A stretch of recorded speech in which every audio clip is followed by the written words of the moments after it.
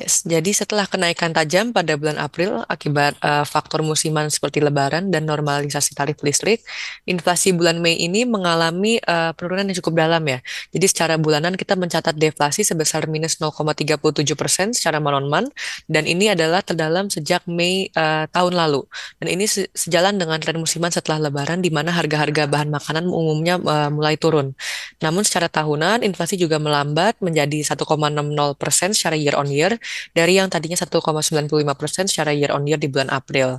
Dan penurunan ini sebenarnya menunjukkan adanya perbaikan dari sisi supply serta dampak dari realisasi impor dan panen lokal yang lebih baik. Next. Deflasi bulan ini terutama disebabkan oleh penurunan pada kelompok makanan, minuman, dan juga tembakau yang turun 1,4% secara month-on-month, dengan komponen makanan bergejolak turun tajam di minus 2,48% secara month-on-month. Dan beberapa komoditas utama seperti cabai merah, cabai rawit, bawang merah, dan bawang putih ini mengalami koreksi harga yang cukup signifikan. Misalnya, realisasi impor bawang putih per 23 Mei kemarin telah mencapai 29% dari kuota nasional, sedangkan panen bawang merah dan cabai dan dari sentra produksi turut mendorong penurunan harga makanan. Selain itu, harga daging ayam, daging sapi, dan telur juga masih berada di bawah harga acuan pemerintah atau HAP yang mencerminkan lemahnya permintaan pasca Ramadan dan Idul Fitri. Next. Pada saat yang sama, harga yang diatur pemerintah atau administered prices itu masih tetap relatif stabil ya dengan penurunan tipis sebesar 0,02% secara month-on-month. Dan ini jauh membaik dibandingkan lonjakan 5,21% secara month-on-month di bulan sebelumnya.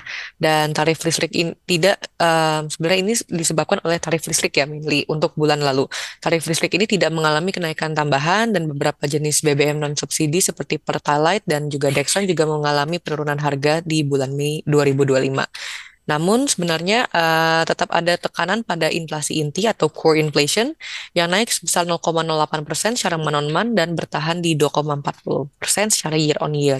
Dan kenaikan ini sebenarnya disebabkan oleh lonjakan harga emas atau emas perhiasan yang mencapai 9,6% secara year on year, dan ini sejalan dengan tren global ya, data global yang dan harga emas ini sudah menembus 3.500 US dollars per ounce.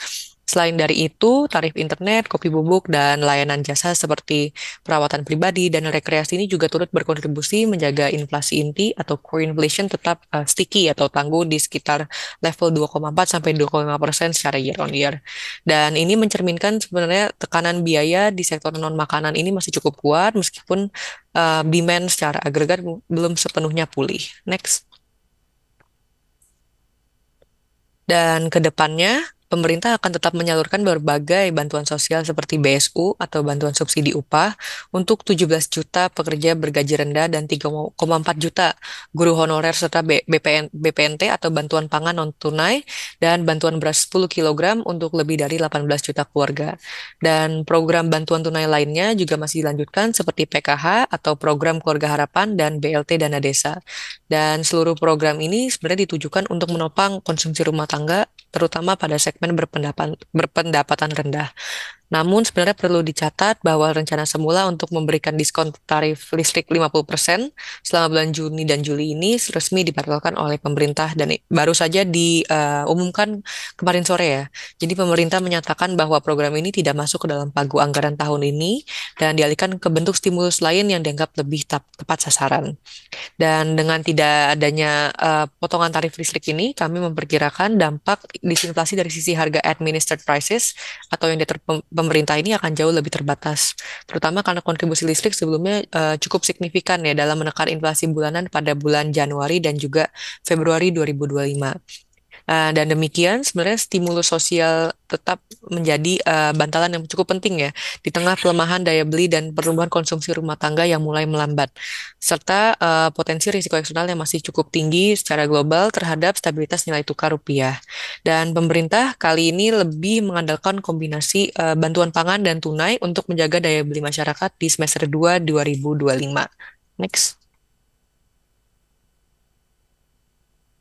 Jadi sebenarnya meskipun tekanan inflasi mulai mereda, kami sebenarnya masih menilai penurunan suku bunga BI ini pada bulan lalu, di bulan Mei ini kemungkinan menjadi yang terakhir pada tahun ini ya.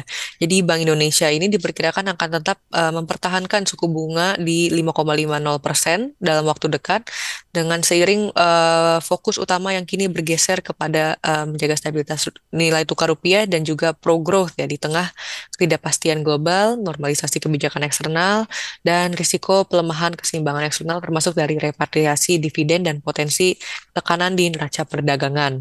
Dan dengan inflasi inti yang masih cukup stable ya, cukup tangguh, dan keseimbangan eksternal yang rentan, kami melihat adanya ruang untuk BI untuk melakukan intervensi yang cukup agresif pada semester 2 2025 ini ya. Dan untuk pemangkasan ini cukup sempit ya ruangnya untuk tahun 2025 ini. Dan dari sisi pasar, kami juga melihat respons pasar SBN masih cukup selektif ya, terutama di tenor menengah. Sementara di pasar saham, sektor barang konsumsi defensif dan utilitas bisa mendapat dukungan dari stimulus fiskal pemerintah. Mungkin sekian dari saya, kembali lagi ke Glenda.